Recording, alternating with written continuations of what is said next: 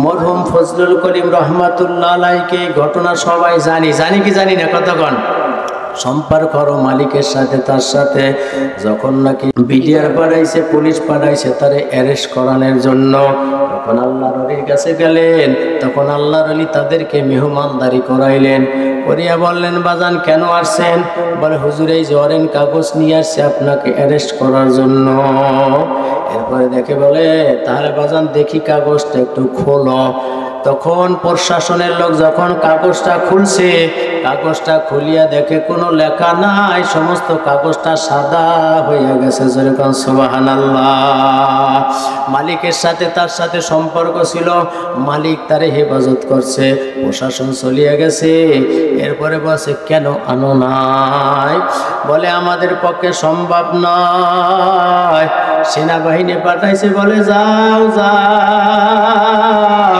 ওই চরমনার জমিনে কালামানির কিরে ধইরা নিয়ে আসো সেনাবাহিনী বলতেছে যদি চাকরি থাক অথবা নাই থাক কিন্তু চরমনার ওই কালামানি ফজলুল করিমের ধরা সম্ভব না জোরে আল্লাহু আকবার এ আল্লাহর বান্দা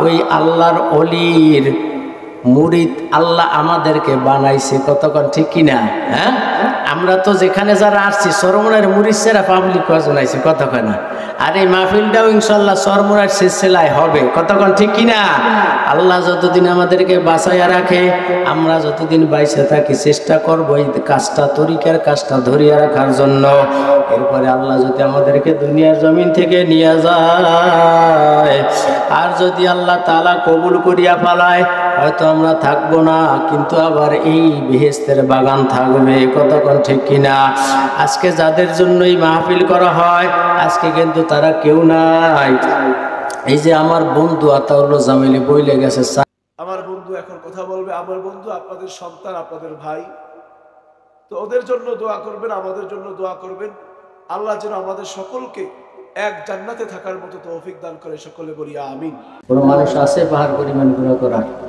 কতক্ষণ আছে পাহাড় পরিমাণ গুনাহ করার মানুষ নাই তারপরেও আল্লাহ বলে বান্দা যদিও গুনার কাজ করো কিন্তু আমি মালিকের রহমত থেকে নৈরাশ হইও না গুনার কাজ করছো শয়তান তো করাইবে কিন্তু বাজান গুনার কাজ যখন করছো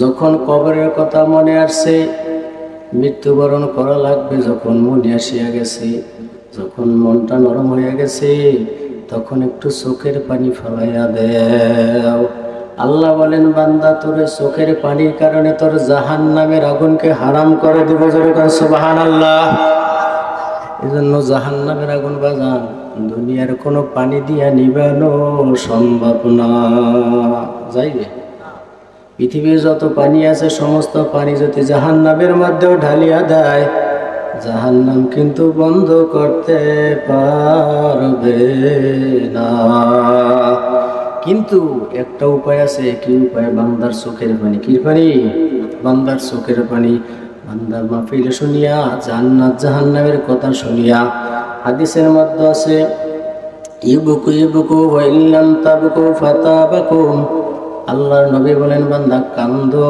কান্দো তোমার চোখের পানি কান্না না আসলে কান্নার ভান ধরার চেষ্টা করো কান্নার ভান ধরার চেষ্টা করো করতে করতে এক সময় দেখবা চক্ষু দিয়া পানি বের হয়ে গেছে মান বাকা মিন খাশিয়াতিল্লাহি ফাকাদ হারামাল্লাহু ওয়া তিলকা আইলানান নার আমার মায়ার নবী বলেন যদি চোখের পানি দিয়া যদি মাছের মাথা পরিমাণ যদি এক ফোঁটা চোখের পানি আনতে পারো জাহান্নামের ভয় মাওলার আযাব গজবের ভয় যদি চোখ দিয়া মাছের মাথা পরিমাণ যদি এক ফোঁটা পানি আনতে পারো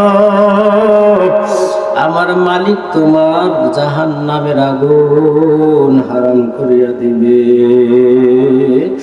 এজন্য আল্লাহ ডাক দেয়া বলছে বান্দা কুলিয়া ইবাদিয়াল্লাযীনা আসরাফু আলা আনফুসিহিম লা তাকনাতু মির রাহমাতিল্লাহ বাজা বাজা আরশে হস্তি বাজা দরকা ফেরকে বড় ভূপরস্তি বাজার। এজন্য চোখের পানি ফেলাও, চোখে দিয়া পানি চেষ্টা করো। আল্লাহ পাক রব্বুল আলামিন যদি মাহফিলকে কবুল করিয়া ফেলায়, আর যদি একটু চোখের পানি মালিকের দরবারে কবুল হইয়া যায়, আমার মালিক এই চোখের পানির উসিলায় মাফ করিয়া দিবেন। পয়গম্বর মুসা আলাইহিস সালাতু ওয়াস সালামের জমানার একটা ঘটনা। মুসা নবীর ওই সময় বৃষ্টি হয় না, জমিনের মধ্যে বৃষ্টি নাই। মুসা নবী সমস্ত মানুষদেরকে নিয়ে বসিয়ে গেছে, আল্লাহর কাছে দোয়া করে বলে, মালিক বৃষ্টি নাই, বৃষ্টির ব্যবস্থা করিয়া দেও। আল্লাহ তাআলার নবী দোয়া করছে, আল্লাহ তো খালি হাতে ফিরিয়ে দিতে পারে না। আল্লাহ পাক রব্বুল আলামিন বলেন, মুসা এই যে তোমার এই মজলিসের মধ্যে একটা গুনাহগার বান্দা আছে, ওই গুনাহগার বান্দাকে যদি উঠাইয়া দাও তাহলে বৃষ্টি হবে, নচেত হবে না। মুসা নবী ডাক দেয়া বলে, এই মজলিসের মধ্যে কে আছো গুনাহগার, দাঁড়াও। যদি না দাঁড়াও, আমার মালিকের কাছ থেকে পরিচয় নিয়ে আমি তোমাকে এখান থেকে বাহির করিয়া দিব। তখন ওই আল্লাহর বান্দা এমন তওবা করছে, মনে মনে মজলিসের মধ্যে মালিকের এমন ডাকাই ডাকছে, তখন মনে মনে তওবা করার বলে, রব্বুল আলামিন তুমি যদি আমারে মাফ নাই করো, আমার এই মজলিসের মধ্যে যদি অপমান করো, মালিক তুমি মাফ না করলে আমার কোনো জায়গা নাই। এমন তওবা করছেন, চোখের পানি এমন ফেলাইয়া দিছেন, জোরেও কান্না করতে পারে না, কারণ যদি জোরে কান্না করে মানুষ মনে করবে এইটাই মনে হয় গুনাহগার। আবার মজলিস থেকে ভাগিয়াও যাইতে পারে না, যদি ভাগিয়া যায় তাহলে তো মানুষ চিনিয়া ফেলাই বুঝেন এইটা গুনাহগার। তখন মালিকের কাছে বলে, রব্বুল আলামিন তুমি আমারে মাফ করিয়া দাও, আর গুনার কাজ করব না। ওই আল্লাহর বান্দা মজলিসে বৈশা এমন কান্নাই শুরু করলো, আল্লাহ পাক রব্বুল আলামিন সাথে সাথে বৃষ্টি দিয়া দিছে। বৃষ্টি দেওয়ার পর মুসা নবী কয়, আল্লাহ এটা তো বুঝলাম না, তুমি তো বললাই মজলিসের মধ্যে একজন গুনাহগার আছে, ওই গুনাহগারের কারণে তুমি নাকি বৃষ্টি দাও না। ও মালিক, আবার এখন তো তুমি বৃষ্টি দিলা, কারণ তো বুঝলাম না। রব্বুল আলামিন ডাক দেয়া বলে, মুসা আমি যেই বান্দার কারণে বৃষ্টি দেই নাই, আবার ওই বান্দার কারণে বৃষ্টি দিছি। যেরকম সুবহানাল্লাহ। মুসারে ডাক দেয়া বলে, মুসা তুমি তো জানো না আমার বান্দা এমন কান্না শুরু করিয়া দিছে, অন্তরটা এমন জোরে ভাঙিয়া দিছে, এমন তওবা করেছে, আমি রব্বুল আলামিনের অন্তরটা ঠান্ডা হয়ে গেছে। আমি রব্বুল আলামিনের কুদরতি কলবটা ঝালঝালা শুরু হয়ে গেছে। আমি আমার বান্দারে মাফ না করিয়া পারলাম না। ওই আল্লাহ এখন আছে না নাই? জোরে কান, আছে না নাই? ওই আল্লাহ এখনো মাফ করতে পারে কি পারে না? এজন্য আল্লাহ বলছে, বান্দা যতই গুনাহের কাজ করো না কেন, আমি মালিকের রহমত থেকে নৈরাশ হইও না। এক বুড়া এমন কোনো গুনাহ নাই যে করে নাই, কিন্তু ওই বুড়া বয়সে যখন দিনের কথা বুঝিয়ে আসিয়া গেছে, সহি কথা বুঝিয়ে আসছে, দিনের বুঝ যখন আল্লাহ দান করছে, রাত্রে ওইটা তাহাজ্জুদ করা শুরু করছে, রাত্রে ওইটা মালিকের কাছে কান্নাকাটি শুরু করলো। তখন রাত্রিবেলা তাহাজ্জুদ করিয়া কান্নাকাটি শুরু করে, তখন আল্লাহ পাক রব্বুল আলামিন গায়বের মাধ্যমে জানায়া দেয়, এ বুড়া তুই যে গুনার কাজ করছো, তোর নামটা জাহান্নামের দপ্তরে লেখা হইয়া গেছে। বুড়ায় তখন আরো চোখের পানি ফালাইয়া কান্না শুরু করিয়া দিছে। স্ত্রী ডাক দেয়া বলে, স্বামী শুনছো, আল্লাহ তো তোমারে মাফ করবি না, তোমার নামটা নাকি জাহান্নামের দপ্তরে লেখিয়া ফেলাইছে। ও স্বামী, তাহলে তুমি আগের মতোই আবার চলাফেরা করো। তখন এই বুড়া ডাক দেয়া বলে, রে বিবি, আমার মালিকের দরজা ছাড়া তো কোনো দরজা নাই, আমার মালিকের রাস্তা ছাড়া কোনো রাস্তা নাই। কোথায় যাব? ভাগিয়া তো যাওয়ার কোনো জায়গা নাই। বিবি, আমার মালিক যদি আমারে মাফ করুক অথবা নাই করুক, আমি আমার মালিকের দরজা ছাড়া অন্য কোথায় যাব না। এই বলিয়া বুড়া কান্না শুরু করিয়া দিয়েছেন। এমন কান্না শুরু করছেন, তখন আবার কিছুদিন পর আবার আল্লাহ ইলহামের মাধ্যমে জানাইয়া দেয়, বলে, বুড়া, তোর জীবনে তুই যখন আমার দরজা ছাড়া অন্য কোনো দরজায় যাবি না, তাই যা যা।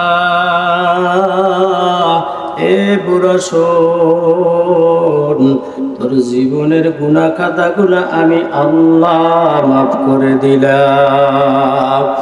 এ বুড়া, শুধু মাফ করলাম না, তুই শুনিয়া লা, তোর জাহান্নামের দপ্তর থেকে নামটা কাটিয়া আমি মালিক তোর নামটা জান্নাতের দপ্তরে লিখিয়া দিলাম। এ বুড়া শোন, শুধু তাই না, আমি তোরে জীবনে যে গুনার কাজগুলো করছো, ওই সমস্ত গুনার কাজগুলো আমি আল্লাহ নেকের দ্বারা পরিবর্তন করে দিলাম। জোরে কোন সুবহানাল্লাহ। ওই মালিক এখনো আছে না নাই? জোরে কোন আছে না নাই? ওই মাফ করার ক্ষমতা এখন আছে? কথা কর, আছে না? এখনো যদি আপনি তওবার মতো তওবা করতে পারি, মাফ চাওয়ার মতো মাফ চাইতেই পারি, আমার মালিক কিন্তু মাফ না করিয়া পারবে না। এজন্য বাজান, দুনিয়ার জমিনে চলতে খুব কঠিন, ইমান টিকাই রাখাটা খুব কঠিন। বিশ্বাস হয়? কোরআন হাদিস থেকে কথা বলাটাও কঠিন, কোরআন হাদিস থেকে কথা বলবো তাও কঠিন, তাও বিভিন্ন রকমের সমস্যা। আর আরো তো আল্লাহ হুজুর বানাইছে, এগুলো তো শেষ নাই। সামান্য যদি কোনো কিছু কথা বলা হয়, তাই হয়েছে। এই কিছুদিন আগে যে কোনো একটা মজলিসে একটু কথা বলছি, বিধর্মী কোনো মুসলমানের বন্ধু হইতে পারে না। এটা কি আমার কথা না কোরআনের কথা? কথা আল্লাহ বলেন, ইয়া আইয়ুহাল্লাযীনা আমানু লা তাত্তাখিযুল ইয়াহুদা ওয়ান নাসারা আউলিয়া বা'দুহুম আউলিয়া বা'দ। আল্লাহ বলেন, কোনদিন ইহুদি নাসারা তোমাদের বন্ধু হতে পারে না, তোমরা তাদেরকে বন্ধু বানাইতেও চেষ্টা করো না, কারণ ওরা তো কোনোদিন মুসলমানের বন্ধুই হতে পারে না, কারণ ওদের তো ইমানই নাই। কি নাই? আছে, বিধর্মীদের ইমান নাই। এই শুধু এতটুকু কথা বলার কারণে বিভিন্ন রকমের যায় ঝামেলায় জড়িত ছিলাম। বলছি তো কোরআনের কথা, কথা হয় না। কিন্তু এই ক্ষতিটা করে কারা? মুসলমানেরাই আবার ক্ষতিটা করছে, বিধর্মী করে নাই। এরাও তো মুসলমান। কোন মুসলমান কোন বেঈমানের পক্ষপাতিত্ব করতে পারে না, পারে? কথা বলে, হ্যাঁ? কোন মুসলমান কোন ইহুদি নাসারার দালালি করতে পারে না। যদি দালালি করে, দালালি করতেই হয়, তাহলে কোরআনের দালালি করব। কতক্ষণ ঠিক কিনা? যতদিন বাঁচিয়া থাকি, মালিক যতদিন বাঁচাইয়া রাখে, হকের পথে থাকবো। কতক্ষণ ঠিক কিনা? কিন্তু যদি ইমান বিক্রি করিয়া ফেলাও, জাহান্নাম ছাড়া কিন্তু কোনো উপায় নাই। বহু আল্লাহর বান্দা আছে, ইমান নাই, অথচ দাবি করে মুসলমান, 5 ওয়াক্ত নামাজ পড়ে, তাহাজ্জুদ করে, কিন্তু এমন কার্যকলাপ করে, এমন কিছু করে, ওই কার্যকলাপের মাধ্যমে বোঝা যায় তার কোনো ইমানই নাই। বলতে পারেন কেমনে বুঝো? ইমামতি করি তো আমরা জানি কি কি রকমের নাম, কথা বোঝেন নাই? আমরা তো বুঝতে পারি যে কি কিভাবে আছে, কোন মুসল্লি কিভাবে আমরা জানি, কিন্তু হক কথা বাজান বলা যায় না, কোরআন হাদিসের কথাও বলা যায় না। কিন্তু যখন ডাকে বলে হুজুর হক কথা বলবেন, সব সময় হক কথা বলবেন, সব সময় কোরআনের কথা বলবেন, হাদিসের কথা বলবেন, কিন্তু বাজান যখন কোরআন হাদিসের কথা শুরু করিয়া দেই তখন পিছনে শত্রু লাগিয়া যায়। দেই হুজুর ভালো না, চেঞ্জ করতে হবে, তাড়াতাড়ি আর একজন হুজুর আনো। যতদিন পক্ষে থাকে ততদিন ঠিক আছে, বাজান যখন আলোচনা সুদের বিরুদ্ধে চলিয়া যায়, আলোচনা যখন ঘুষের বিরুদ্ধে চলিয়া যায়, আলোচনা যখন ইমানদারের পক্ষে আসিয়া যায়, তখন বেঈমানেরা তারা কিন্তু ইমানদারের বিরোধিতা হইয়া যায়। এজন্য দুনিয়ার জমিনে চলাটা বড় কঠিন, হক কথা বলাও বড় কঠিন, কিন্তু এরপরও মুসলমান হকের পথে থাকতে হবে। কতক্ষণ ঠিক কিনা? কোনো মুসলমান ইমান ছাড়তে পারে না। আল্লাহর নবী বলেন শেষ জমানা এমন অবস্থা হয়ে যাবে, কচুর পাতায় যেভাবে পানি রাখলে কচুরের পাতায় পানি রাখার পরে পানিটা টলম টলম করে, আমার আখিরি জমানার উম্মতের অবস্থা এমন হয়ে যাবে, শেষ জমানে আমার উম্মতরা তার ইমানটা টিকাইয়া রাখাটাও কষ্ট হবে। সেই জমানা কিন্তু এখন চলতেছে। আল্লাহর নবী আর একটা উদাহরণ দিয়া বলেন, যেমন একটা আগুনের আংটা, গরম একটা আগুনের আংটা হাতের মুঠের ভিতরে রাখা যায়, হাতের মুঠের ভিতরে একটা আগুনের আংটা যেভাবে রাখা কঠিন, এইভাবে একজন ইমানদারের ইমানটা টিকাইয়া রাখাটাও কঠিন হইয়া দাঁড়াইছে। কতক্ষণ ঠিক কিনা? কিন্তু আমরা আসলে বুঝি না যে আসলে আমাদের ইমানটা যে চলে যাইতেছে, ইমান যে বিক্রি করিয়া ফালাইলাম। এজন্য বর্তমান চরমনায় শায়েখ তেনারাও বলেন, মরহুম হুজুরের ক্যাসেটের মধ্যে শুনছিলাম যে কাহারও ইমানের মূল্য হলো 10 টাকা, কাহারও ইমানের মূল্য হলো 1000 টাকা, কাহারও ইমানের মূল্য হলো 1 লক্ষ টাকা, কাহারও ইমানের মূল্য হলো 1 কোটি টাকা। আল্লাহর ওলিরা উদাহরণ দিয়ে বুঝায়, প্রায় 10 টাকা যখন পড়ছে, 10 টাকা পাওয়ার পরে বাজারে ডাক দেয়, ভাই 10 টাকা পাইছি কার? অস্তে টাকাটা দিয়া দেয়। যখন 100 টাকার নোট পাইছে, একটু এদিক টাকায় উঠিয়ে পকেটে দেয়। বোঝা গেল কি ইমানটা কয় টাকার? 10 টাকার। 10 টাকা সহ্য হয়েছে, 100 টাকা সহ্য হয় নাই। এরপরে আবার 100 টাকা পাইছে, ডাক দিয়া কয় 100 টাকা পাইছে কার? এরপরে যখন 1000 টাকার নোট পাইছে, পকেটে নিছে, নিজের মনে করে কি করছে? পকেটে লিখছে। 100 টাকা সহ্য হয়েছে, 1000 টাকা পাওয়ার সহ্য হয় নাই। তাহলে বোঝা গেল ইমানের মূল্য 1000। 1000 টাকা পাইছে, এলাউন্স করছে, ভাই 1000 টাকা পাইছি কার? 1000 টাকা দিয়া দিছে, 1 লক্ষ টাকা পাইছে। আস্তে পকেটে লইয়া কেউ যে না দেখে, কোন সময় গেছে কোনো খবরই নেই। হয় কি হয় না? কথা বলে ইমানের মূল্য হলো 1000, অর্থাৎ 1000 টাকা সহ্য হয়েছে, 1 লক্ষ পাইছি, বড় আর সহ্য হয়নি। এজন্য এই সমস্ত ইমানদার, এই সমস্ত ইমানওয়ালারা যদি কবরে যায়, কি অবস্থাটা হইবে? কতক্ষণ কি অবস্থাটা হবে? আমরা সামান্য কারণে, অর্থাৎ আমাদের তো ওইরকমের ইমানি পরীক্ষা আসেই না। সামান্য কারণে একটু যদি অসুখ হয়, ইমানটা বিক্রি হয়ে যায়। আল্লাহকে আমারই দেখে আর কেউ পায় নাই, আছে না নাই? সামান্য কারণে আমাদের ইমান দুর্বল হয়ে যায়, কিন্তু বাজান আমরা নিজেরাও বলতে পারি না। এজন্য আল্লাহর ওলি রশিদ আহমদ গঙ্গোহী রহমতুল্লাহি আলাইহি, তার চক্ষু 2টা বন্ধ হয়ে গেছে মালিকের জন্য কান্না করতে করতে। এখন তার সন্তানেরা বলে, বাবা আমরা আপনারে, অর্থাৎ মুরিদেরা বলে, হুজুর আমরা আপনার চক্ষুটা অপারেশন করব। বলে না আমার চক্ষু অপারেশন করা লাগবে না। বলতেছে হুজুর, বলে চক্ষু যদি অপারেশন করি তাহলে আমার নামাজের সময় কাজা হয়ে যাবে। তখন ডাক দিয়ে বলে, হুজুর এশারের নামাজের পর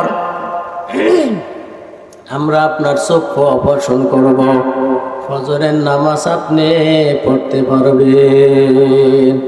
বলে না এত লম্বা টাইম আমার চক্ষুর অপারেশনের দরকার নাই, কারণ হাদিসের মধ্যে আছে কিয়ামতের ময়দানে অন্ধ মানুষদের হিসাব কম হবে। যেরকম সুবহানাল্লাহ। যারা অন্ধ তাদের কি হবে? হিসাব কম হবে। এজন্য রশিদ আহমদ গাঙ্গুহি রহমতুল্লাহি আলাইহি ও তরিকের মুরব্বী না কথা কন, হ্যাঁ, তিনি বলেন যে মালিক যাতে বলতে পারবো যে মালিক আমি কিছুই আনতে পারি নাই, তোমার জন্য কান্না করতে করতে আমার চক্ষু দুইটা অন্ধ বানাই আনছি। যেরকম সুবহানাল্লাহ। এরপরে ফজলুল করিম রহমতুল্লাহি আলাইহি তেনার একটা ঘটনা শুনেছি। বর্তমানে একজন বক্তা আছে মুস্তাকুন নবী সাহেব দামাত বারকাতুহুম, তেনার একটা আলোচনা শুনলাম। হুজুর যখন দুনিয়া থেকে বিদায় নিয়ে গেলেন, এই যে হুজরাখানার ভিতরে যখন হুজুরের রাখলেন, ওখানে তো তেমন কোনো মানুষের ঢুকতে দেয় নাই। মুস্তাকিবুন নবী সাহেব হুজুর বলেন, বলে আমার সৌভাগ্য হয়েছে, হুজুর যেখানে ইন্তেকাল করছে, যেই লাইব্রেরির মধ্যে রাখছে, ওই লাইব্রেরিটার মধ্যে আমার ঢোকার সুযোগ হয়েছে। তখন বললে আমি ঢুকলাম, আমি ঢুকিয়া আল্লাহর ওলির চেহারার দিকে তাকাইলাম। বাজান আল্লাহর ওলির চেহারার দিকে তাকাইয়া দেখতেছি, মনে হয় সূর্যের আলোর থেকে আল্লাহর ওলির চেহারা আলোকিত হয়ে গেছে। যেরকম সুবহানাল্লাহ। আউলিয়ারা কারে উকবা ইখতিয়ার, জাহেলারা কারে দুনিয়া ইখতিয়ার। মাইলে মোমেন সোয়ে মোমেন মিশাওয়াত, মাইলে কাফের সোয়ে কাফের মিশাওয়াত। এক জামানা সোহবতে বা আউলিয়া, এক জামানা সোহবতে বা আউলিয়া। এই জন্য যে কথা বুঝাইতে চাইছিলাম, আসলে আল্লাহর ওলি হইয়া কবরে যাওয়া লাগবে, মালিকের রাজি খুশি করিয়া তারপর কবরে যাওয়া লাগবে। কতক্ষণ ঠিক কিনা? এজন্য ইমানটা মজবুত করতে হবে। বর্তমান শায়েখ বুঝাইতে ইমান মজবুত কিভাবে তুমি বুঝবা? যদি দেখো দুনিয়ার জমিনে হাঁটতেছো, একটা লাঠির সাথে একটা হোঁচট খাইছো, রাস্তায় পড়িয়া গেছো, যখন নাকি দেখছো হোঁচট খাওয়ার পরে তোমার জবান থেকে বের হয়েছে উম্মা বা বাবা, তখন মনে করতে হবে তোমার ইমানটা দুর্বল। আর যদি ওই সময় তোমার জবান থেকে ইন্না লিল্লাহর আওয়াজটা বের হয়, কি শব্দ বলেন? ইন্না লিল্লাহ, তখন মনে করতে হবে যে না, আমার ইমানটা কিছু সবল আছে বলে। কারণ তুমি দুনিয়ার জমিনে একটা আঘাত পাইছো, এই দুনিয়ার জমিনের আঘাতটা, এই ধাক্কাটাই সহ্য করতে পারো না। তাহলে আজরাইল যখন তোমাকে ধাক্কা দিবে, ওই আজরাইলের ধাক্কা সহ্য করবা কেমনে? এজন্য ইমানটা মজবুত করতে হবে। ইমানটা মজবুত করতে হলে তার হাতিয়ার হইল মাওলা পাকের জিকির। কতক্ষণ ঠিক কিনা? হ্যাঁ, মাওলা পাকের জিকির। হাদিসের মধ্যে আছে, যার কলবের মধ্যে জিকির নাই, ওই কলবটা হইল মুর্দা। কলবটা কি বলেন? মুর্দা। আর যদি কোনো মুর্দা কলব নিয়ে অন্ধকার কবরে যাও, আমার মালিকের জাহান্নাম ছাড়া কোনো উপায় নাই। দুনিয়ার একটা উদাহরণ, এখন এখানে যদি একটা সাপ আসে, বসে থাকবো সবাই, একটা সাপ ঢুকে গেছে মনে করেন, কার আগে কে এখান থেকে পালাইবে? কিন্তু বাজান অন্ধকার কবরে রাখার সাথে সাথে নাফরমানের কবরের মধ্যে একটা নয়, দুইটা নয়, মালিক 99টা সাপ পাঠায়া দিবে। ওই সাপের মধ্যে এত বিষ, ওই এক ফোঁটা বিষ যদি দুনিয়ার জমিনে ছাড়তো, তাহলে দুনিয়ার জমিনে গাছপালা তরুলতা কিছুই হইতো না। এবার সহ্য করা যাবে কিনা একটু মনের বুঝাও, একটু মনের বুঝায় তারপর অন্ধকার কবরে যায় শুয়ো। অন্ধকার কবরটা কাহার জন্য হবে? একটা জান্নাতের গর্ত। আল কবরু রাওযাতুম মির রিয়াজিল জান্নাহ আও হুফরাতুম মিন হুফারিন নার। হাদিসের মধ্যে আছে, ওই অন্ধকার কবরটা কাহার জন্য হবে? একটা জান্নাতের গর্ত। আবার কবরটা হবে কাহার জন্য? একটা জাহান্নামের গর্ত। এখন একটু মনের বুঝা, ওই কবরটা কি জান্নাতের গর্ত বানাইবা না জাহান্নামের গর্ত বানাইবা? এই মনের বুঝায় তারপরে অন্ধকার কবরে যায় শুয়ো। ওই অন্ধকার কবরে এমন এমন সাপ আসবে, ওই সাপ আসিয়া যখন তোমাকে আমাকে সবল মারবে, এক সবলের কারণে 70 গজ নিজে চলিয়া যাবে। আবার একটা সবল মারবে, 70 গজ নিচ থেকে বান্দা বান্দিকে উঠানো হবে। হাদিসের মধ্যে আল্লাহর নবী এইভাবে উদাহরণ দিয়ে বোঝায়, নাফরমানে যখন অন্ধকার কবরের মধ্যে রাখা হবে, অন্ধকার কবরের মধ্যে রাখার পর দুই পাশ দিয়া মাটিতে এইভাবে চাপ দিবে। আল্লাহর নবী সাহাবায়ে কেরামদেরকে এইভাবে দেখাইছেন যে দুইটা হাতের আঙ্গুলে একটা আঙ্গুলের মধ্যে যেইভাবে ঢুকিয়া যায়। নাফরমানের যখন অন্ধকার কবরের মধ্যে রাখা হবে, তখন ওই দুই পাশ দিয়া এমন জোরে চাপ মারবে, এক পাজরের হাড্ডি আর এক পাজরে ঢুকিয়া যাবে। ওই নাফরমানটা তখন একটা ফুটবলের মতো গোল বানানো হবে। বাজান একটু মনের বোঝাও, ওই অন্ধকার কবরে একা একা কেমন করে থাকবো। এজন্য ঈমানটা মজবুত করতে হবে। ফেরাউনের স্ত্রী যখন নিজে নিজে ফেরাউন খোদাই দাবি করছিলেন, ফেরাউন খোদাই দাবি করার পর আসিয়ারে ডাক দিয়া বলে, বিবি আসিয়া, আসিয়ারে ডাক দিয়া বলে, আসিয়া আমারে তুমি খোদা বলো। আসিয়া বলে, না স্বামী, আমি আপনারে খোদা হিসাবে মানতে পারবো না। আমার একজন রব, আমার একজন মালিক আছে। আছে না নাই কথা কন? আমার একজন মালিক আছে, আমারে যে মালিক বানাইছে আপনারেও সেই মালিক বানাইছে। এজন্য আমি আপনারে খোদা দাব্বা মানতে পারি না। ফেরাউন ডাক দিয়া বলে, আসিয়া তুই আমারে খোদা মানবি কিনা বল। বলে, স্বামী আপনারে আমি স্বামী হিসাবে মানি, কিন্তু খোদা হিসাবে মানতে পারবো না। ফেরাউন ডাক দিয়া বলে, আসিয়া এখন একটু চিন্তা করিয়া দেখো, এখন একটু ভাবনা চিন্তা করিয়া দেখো, তুমি আমারে খোদা মানবা কিনা। আসিয়া বলে, স্বামী না। তখন আসিয়ার 2 সন্তান ছিল, 2 সন্তানকে নিয়ে আসছে। ওই 2 সন্তানকে নিয়ে আইনা আসিয়ার সামনে বইয়া লোকজন থেকে ডাক দেয়া বলে, ডেকের ভিতরে তৈল দাও। ওই ডেকের মধ্যে উত্তপ্ত তৈল, ওই তৈল গরম করার পর আসিয়ার সামনে বসে একটা বাচ্চা তৈলের ভিতরে ফলাইয়া দিছে। একটা বাচ্চা ডেকের ভিতরে ফলাইয়া দিছে।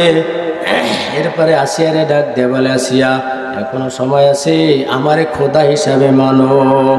আসিয়া বলে, না না না না, আমি তোমারে খোদা হিসাবে মানতে পারবো না।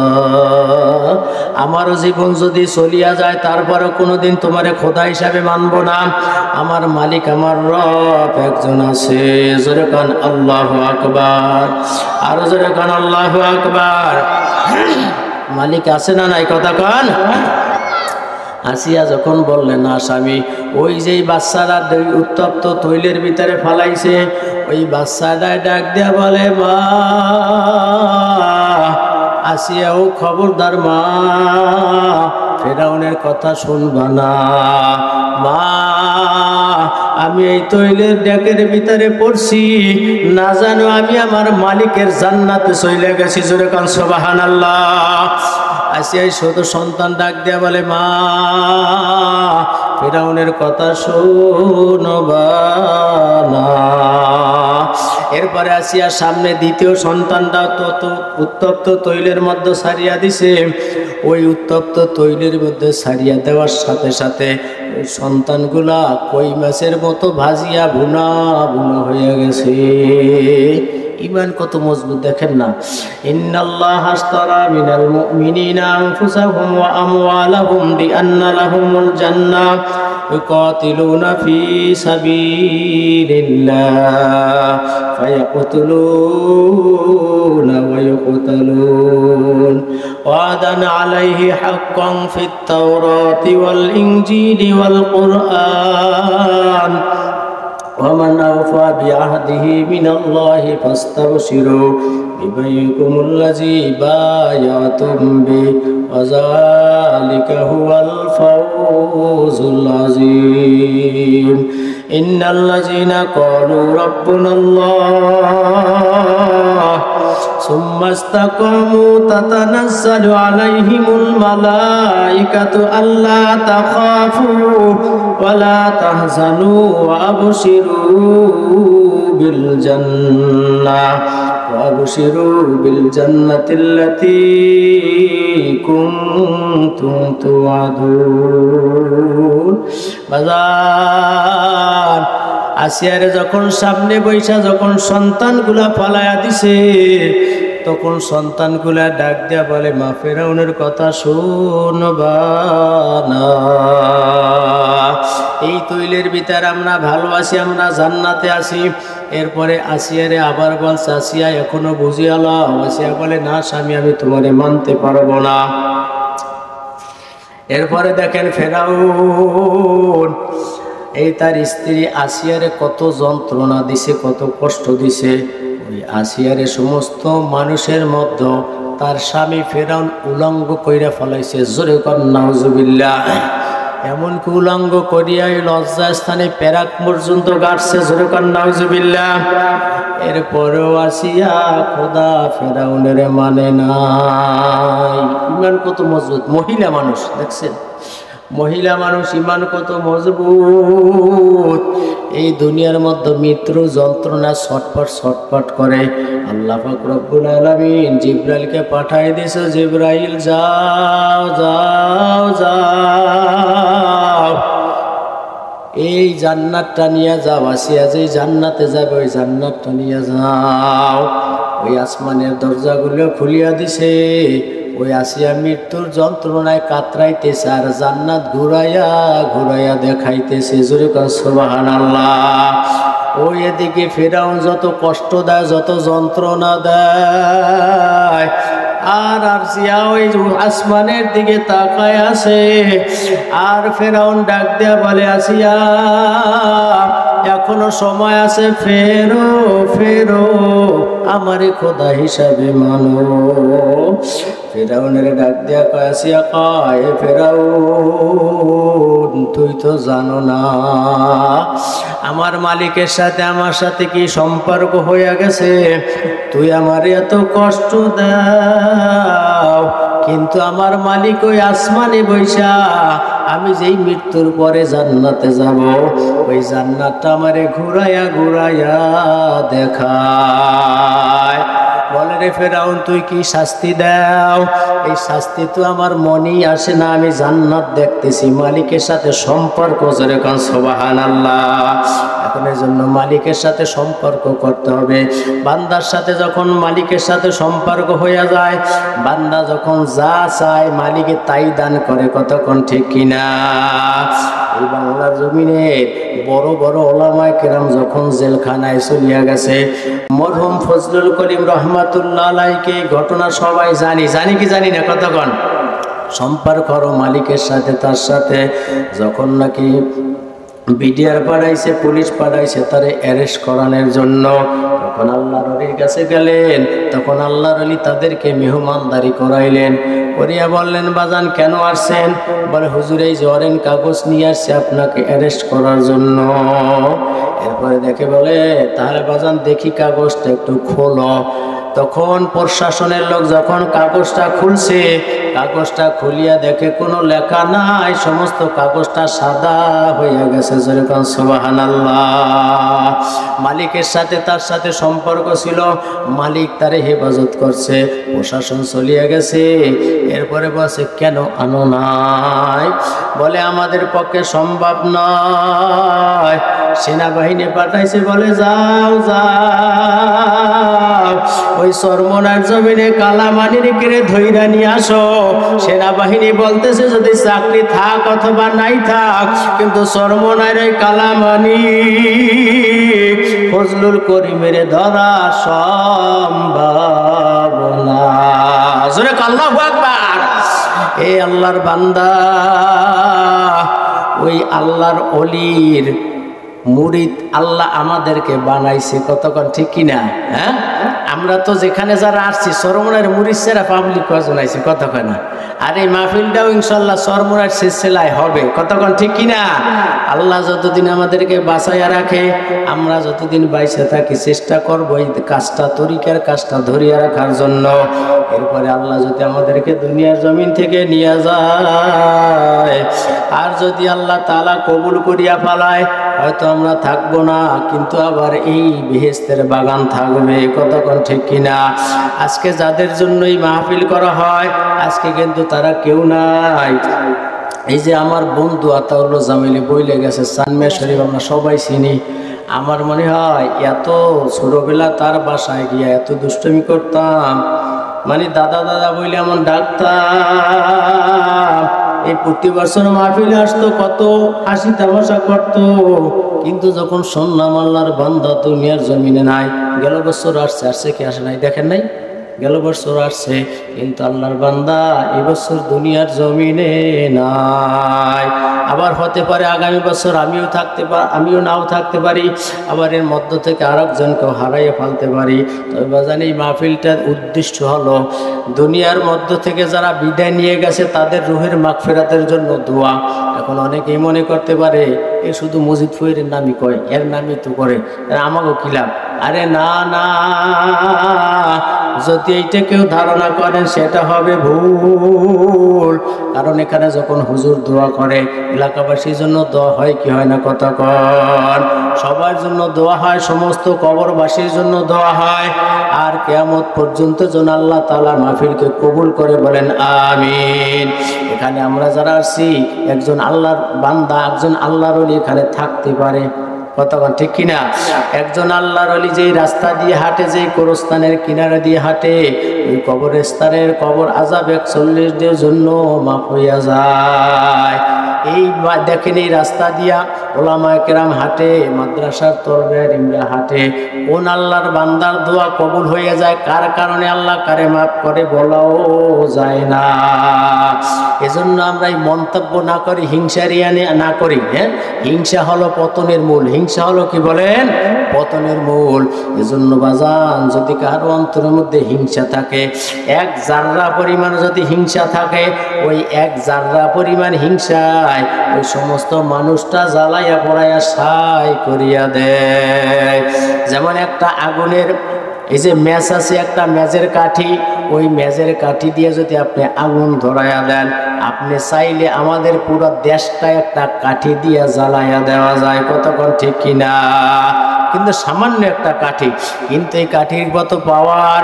এই জন্য যদি কারো অন্তরে যদি এক জাররা পরিমাণ রিয়া থাকে, হিংসা থাকে, অহংকার থাকে, এক জাররা পরিমাণ হিংসা, রিয়া, অহংকার থাকলে, তাহলে তার সমস্ত আমল ওই কাঠের মতো জ্বালাইয়া তছনছ করিয়া দেবে। এজন্য অন্তরের মধ্যে কোনো হিংসা, রিয়া, অহংকার এগুলা রাখা যাবে না। অন্তরটা রাখতে হবে ফ্রেশ, পরিষ্কার। এই ফ্রেশ পরিষ্কার অন্তর নিয়ে যদি অন্ধকার কবরে যাইতে পারো, তাহলে দুনিয়ার মধ্যেও শান্তি, আর আখিরাতেও শান্তি, কতক্ষণ ঠিক কিনা? এজন্য অন্তরের মধ্যে কোনো হিংসা, রিয়া, হাসাদ এগুলা রাখা যাবে না। এখানে আমরা যারা আসছি, যে কষ্ট কইরা আসছি, এটা হাদিসের ভাষায় এইটা হলো বেহেশতের বাগান। এটা কি বলেন? বেহেশতের বাগান। এখন যখন বেহেশতের বাগানে ঢুকলাম, বেহেশতের বাগানে কিন্তু কষ্ট নাই, আছে?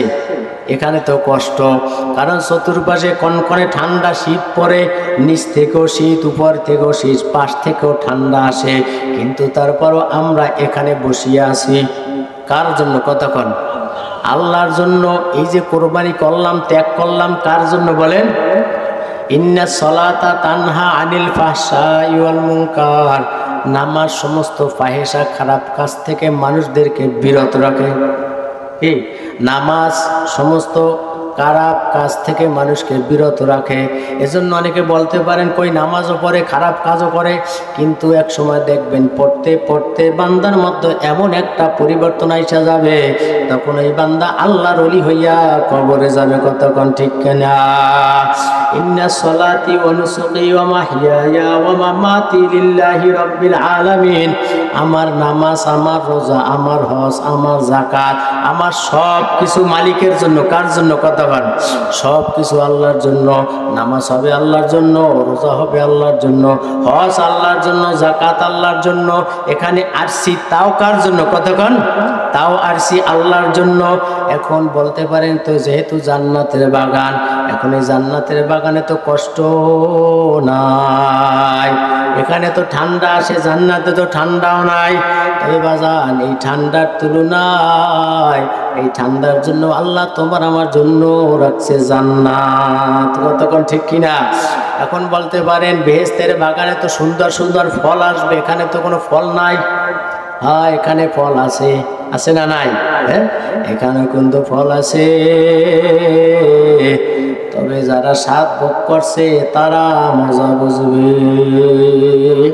এখানে আসছি এই জান্নাতের বাগান, এই জান্নাতের বাগানের ফল হইল সুবহানাল্লাহ। জোরে কর না সুবহানাল্লাহ। এই জান্নাতের বাগান এটা একটা ফল। এই জান্নাতে একটা সুবহানাল্লাহ বলার সাথে সাথে একটা গাছ তৈরি হয়েছে জান্নাতে। এই গাছটা বলা হয়েছে যখন দুনিয়ার জমিনের একটা ঘোড়া যদি 70,000 পর্যন্ত দৌড়ায়, এরপরও জান্নাতে মালিক যেই তোমার আমার জন্য সুবহানাল্লাহর আওয়াজের কারণে একটা জান্নাতে গাছ তৈরি করছে, ওই গাছের ছায়া শেষ করতে পারবে না। জোরে কর না সুবহানাল্লাহ। এই সুবহানাল্লাহর পাওয়ার সুলাইমান আলাইহিস সালাতু ওয়াস সালামের তক্তার থেকেও বেশি। জোরে কর না সুবহানাল্লাহ। সুলাইমান আলাইহিস সালামের রাজ সিংহাসন ছিল না, ওই সিংহাসনের থেকেও সুবহানাল্লাহর পাওয়ার অনেক বেশি। বিশ্বাস হয়? কত বড়? সুলাইমান আলাইহিস সালাম একদিন এই রাজ সিংহাসন নিয়ে আকাশের উপর দিয়া উড়িয়া উড়িয়া যাইতেছে। নিচ থেকে এক কৃষক দেখতেছে সুলাইমান আলাইহিস সালাম ওই আকাশের উপরে যাইতে আছে, তার তখ্ত বাসাইয়া বাসাইয়া বাতাসের শ্বাসে যাইতেছে।